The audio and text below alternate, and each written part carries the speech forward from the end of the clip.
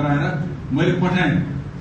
अनि मैले तलब पनि बारे लेखेन, मैले खालि डेरा, मलाई बस्नलाई डेराको व्यवस्था मलाई चाहिन्छ, अरू मलाई चाहिएन, मेरो खर्च मैले गाउँबाट लिएर आउँछु भने रातोमाटा हाम्रो गाउँदेखि 3-4 घण्टा पैदलको बाटो पर्छ, म त्यही लगिहाल्छु भनेर मैले भने।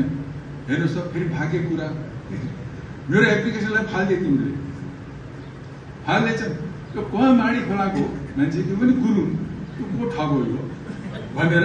एक त गुरुङ भएन भने फेरि माडी खोलाको, माडी खोला हाम्रो प्युठानमा माडी खोला भन्दाखेरि असाध्यै अबेरी ठाउँ है।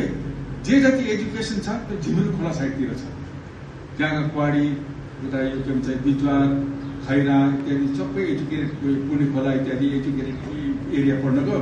हाम्रो माडी खोलामा त सायद मै मात्रै एमए सबभन्दा पहिलो गरेको मै मात्रै थियो।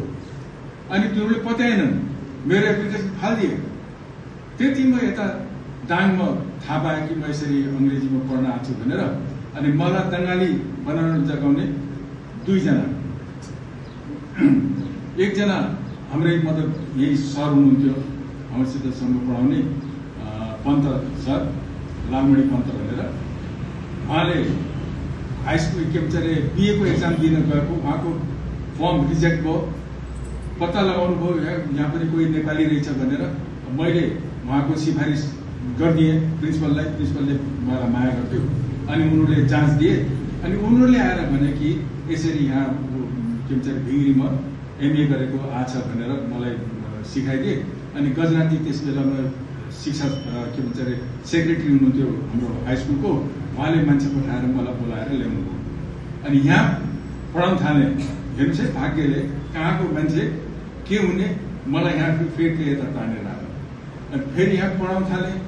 पढाइ लेखेपछि अब मैले सोचेँ थिएँ बिहा म गर्दैन, किन बाबुबाको सेवा गर्नलाई आएको भनेर बिहा गर्दैन।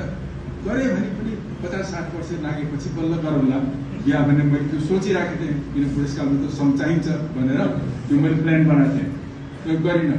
फेरि हेर्नुहोस् त भाग्य कुरो, मेरो म्याडम कतिजना सर हुनुहुन्छ, उहाँको के भन्छ अरे म्याडम, उहाँले पढाउनु भएको, उसलाई मेरो भाउजू बनाउने प्लान थियो।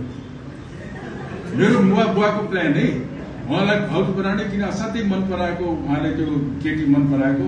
उहाँको बुवा पनि क्याप्टन, आर्मीमा क्याप्टन हुनुहुन्थ्यो र बुवा हाम्रो एउटै पल्टनको भएको हुनाले उहाँलाई मन पराएको। दाइले फेरि आफै लभ म्यारेज गरिहाल्नु, भाग्य कुरा है। फेरि हाम्रो भाग्यमा हामी जम्मा 3 भाइ छौँ, 3 भाइमा सब